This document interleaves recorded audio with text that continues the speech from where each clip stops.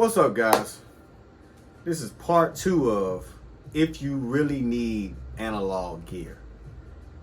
And I come to the conclusion, I thought about it, I come to the conclusion that fuck yeah, you need analog gear. I was just playing.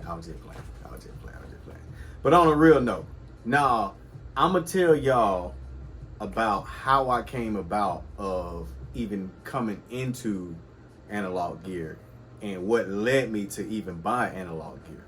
Because I started out as analog and then went digital, full digital, and then went back analog.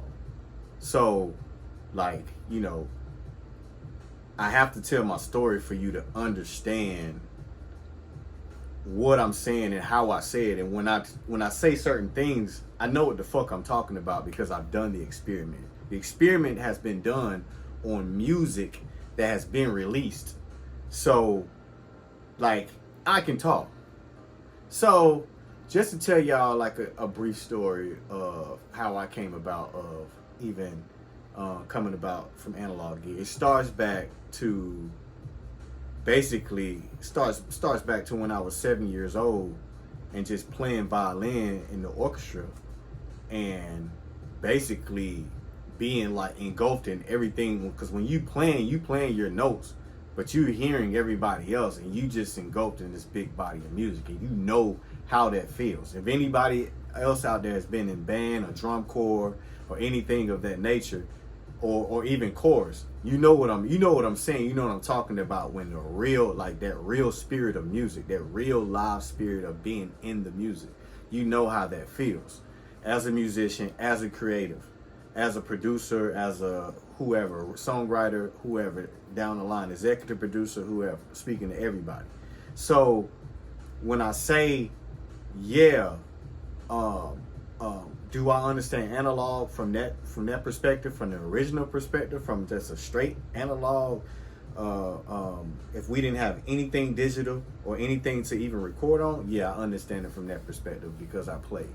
So from that all the way up until my high school days, when I ran into a neighbor and became good friends with a neighbor of mine, Big John.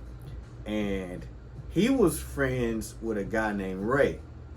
And so Ray used to go out of town. Ray used to let him borrow his ASR 10 and his MPC, I think the 60. He had either had a 60 or a 62. I think he had a 60. Well, I think it was a 62 because it had the other screen. So, but it was an MPC and an ASR 10. And then I think after that, he might have had another MPC that he used to let him borrow. But he used to go out of town. So I used to go over there and play on the MPC and the ASR 10 and learn. I remember the floppy disk. I remember loading them in, that loud ass sound, that and them motherfuckers just loading up. You like, yeah, I can't wait this shit load up. You go through and try to see what's on there, see what sounds on there, because he would leave them his floppies too. So it would have drums and stuff on it. But it was like the craziest, loudest drums I ever heard. So I'm like, man, where the hell these drums come from? And I remember I made a beat on the MPC and the ASR 10. I recorded it on a mini disc player because I used to have a mini disc player when I was young. I had a couple of mini disc players.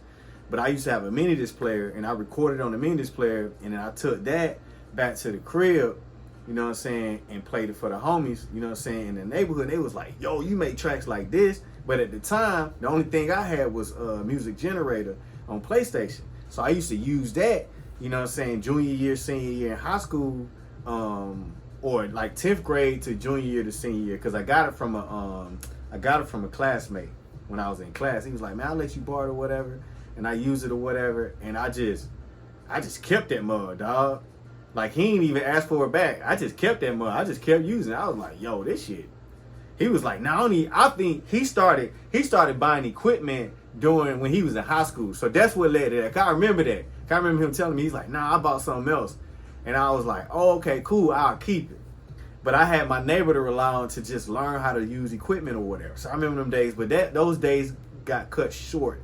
And then it led me to my later years of trying to get my own stuff. So I'm in college, first semester. I only went to college for one semester. You know what I'm saying? Atlanta Metropolitan. Shout out to Atlanta Metropolitan.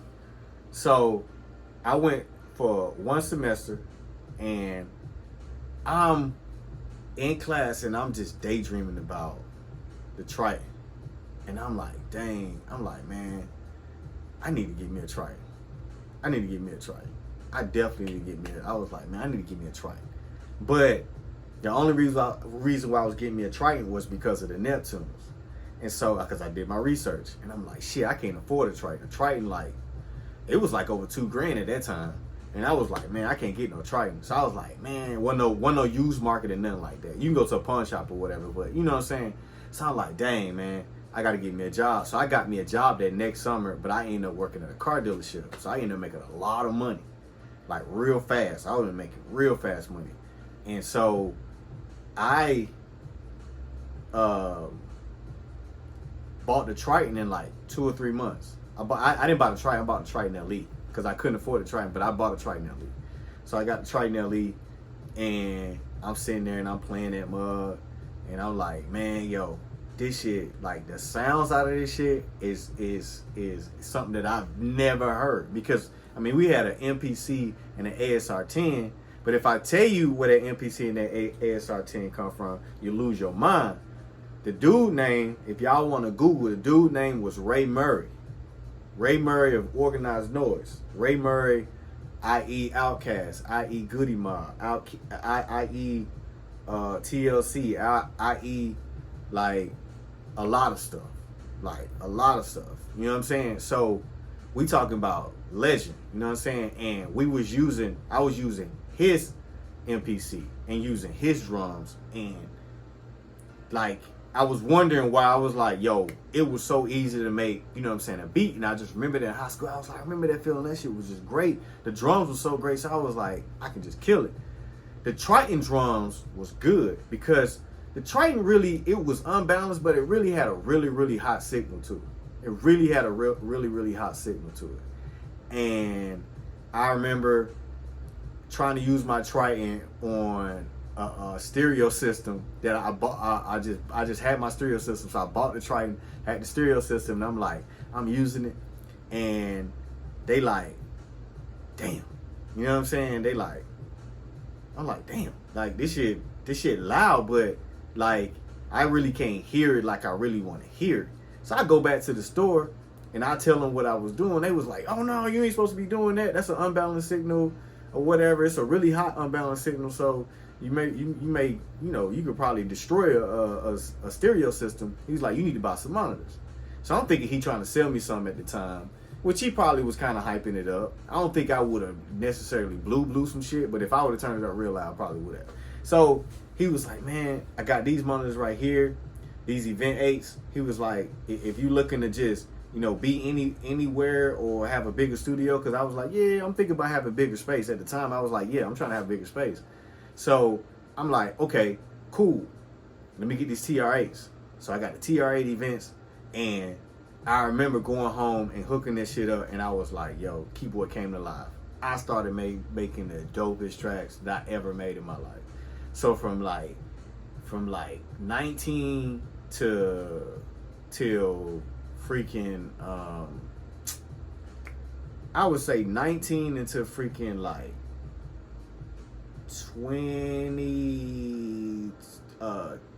2021, I was on the Triton heavy, and I still was on the Triton, but then I started using FL Studios because I hooked up with a production partner. So once I hooked up with this production partner or whatever, shout out to Kamal, we was making tracks and beats on FL Studios. But what we were doing was we were using Reasons, and we was using the sounds on Reasons, and then I would export the loops on Reasons into a wave, and then take them and put them in FL Studios, and then use them in FL Studios just like I'm tracking out, but I'm not tracking out. I'm just exporting the wave to another program and then editing the wave from such program. But that even process took time. I did that over 10 years. No, longer than that. I did that over probably about 15 years. But I did that over probably about a good 10 years solid, because once I lost my Triton and they broke into my studio, when that happened, I'll tell y'all that story one of these days. But once that happened, and you know what I'm saying, they broke into my studio, and like they basically took the Triton, they took my desktop, they took pretty much all like the nucleus of what I use. They left the freaking the event monitors. So I'm like, okay, that's cool. Like, you know what I'm saying? Okay, they left the monitors, but they took everything else. But I'm still mad at that moment. But at least I had monitors. So that's what survived from my old studio. So I went from that to just being in the computer, because I got some money back from the insurance. So I got like the maxed out computer, I got a MIDI controller, and I just remember being like, damn, I ain't got my Triton, I ain't got nothing analog, and I'm just in the box. And I did that for a good decade. I did that from 2011 to probably about 2018, 2019. That's when I bought my Chrome, and I bought my MPC Live, which is not here right now, but I got an MPC Live, the first edition, and the Gold Brick.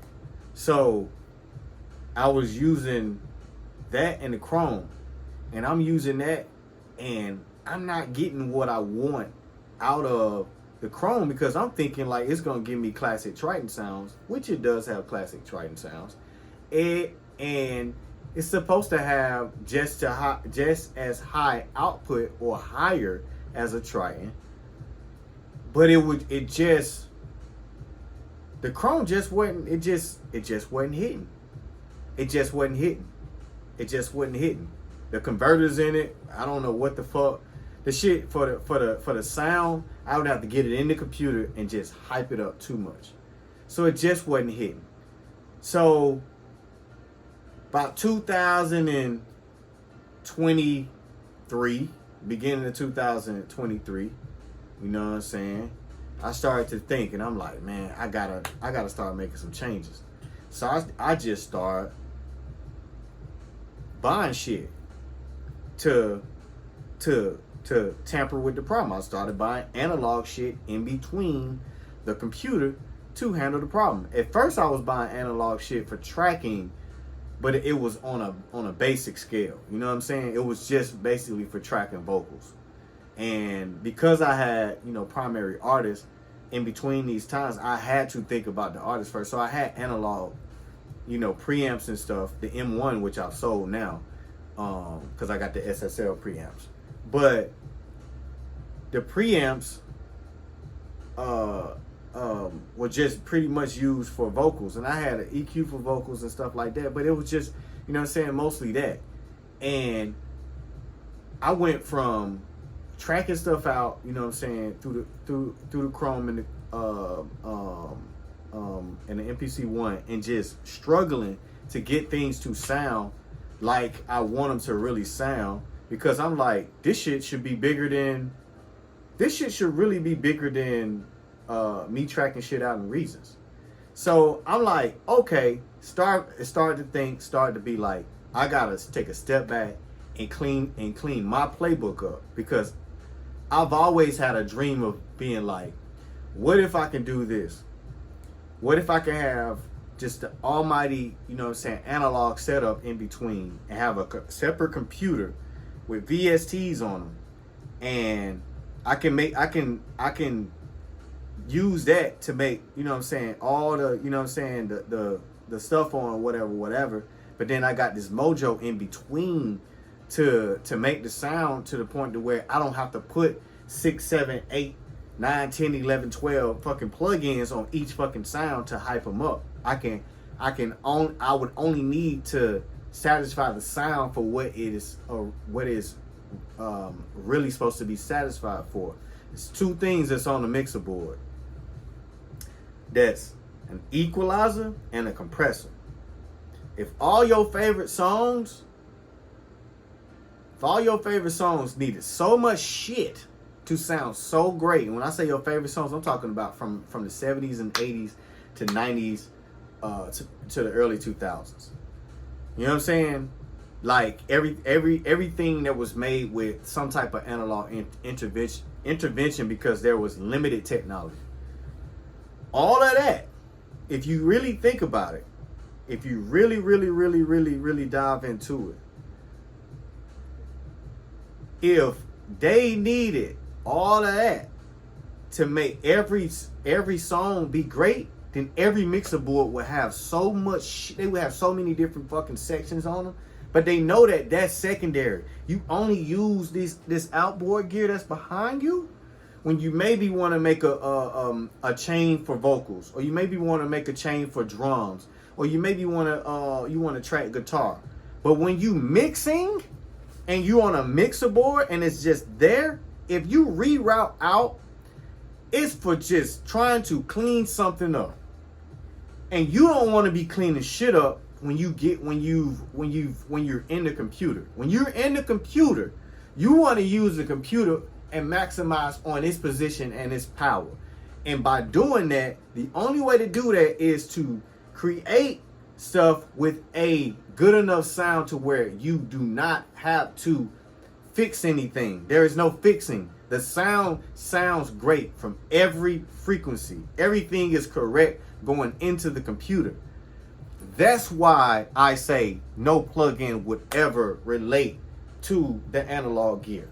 Because once you track it out one time, we talking about 8 to 12 seconds of a pass of 4 measures to 8 measures. You know what I'm saying? Depending on what tempo. 8 to 12 seconds each pass on each track. And most beats are 8 to 12 tracks at the most. 12 tracks at the most if you're doing something outlandish. So once you make one pass, your sound sounds better and you don't have to wrestle with the sound.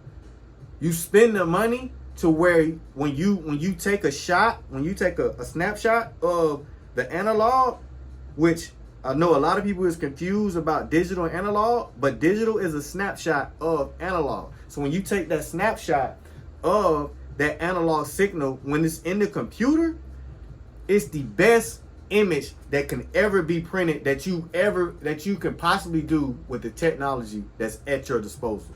That's what I'm saying. That's what I mean by y'all need analog intervention.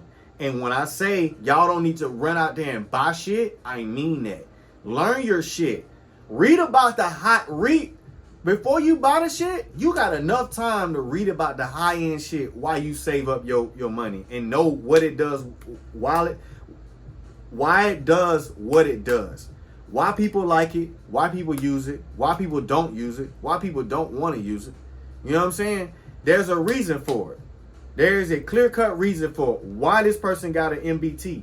There's a clear-cut reason for somebody that has a Fusion. There's a clear reason why I have a SSL6. There's a reason why I don't need a SSL Big 6. There's a reason for it. There's a clear-cut reason, like, I don't need that much. I did my research. I need this, and this, and this. Okay? I come in the store knowing what I need, not letting somebody push something on me because they made a review about it and it's new. Because a lot of y'all guys do that. So what I'm saying is that what led me to all of this and what led me to even selling gear was trying to find the perfect formation of being like, I want this fucking 61 to be like all of my VSTs. I wanted my Korg and my MPC live to be the beats and my VSTs, but the 61 basically caters to both. So me having a 61 caters to me having 6,000 sounds, me having over 16 plugins, and these plugins are in my lap and I can control them, and I got analog intervention to where when I make recording passes and I go into the computer, when I track things out, when I get them in there, I don't have to do a lot of work. I use an equalizer for tone, and I use a compressor for dynamics. That's it. I might do a little bit of saturation here and there, and I might do a little bit of other effects. When I say effects, I mean effects. I mean basically delay, reverb, chorus, flanger, things of that nature that I want to give certain sounds taste. But that's it. I'm not trying to get it in the computer and wrestle with the sound. So a lot of you guys are on here and commenting and being like, yeah, this sounds like this. This sounds like this. If you create your own analog chain, nothing will sound like you. That's the beauty of analog. And that's why you need analog gear. So you can create your own intervention. My intervention ain't somebody else's intervention. And that's out of respect. My intervention yields me what I want my sounds to sound like. And so that's why you need analog intervention. So you can separate yourself from everybody else. Because if you're using the same digital stuff as somebody else, you're going to sound just like somebody else. And you wonder why you all just fit in one pack. Just saying. Y'all comment down below. Y'all tell me what y'all think. Peace. I'm out.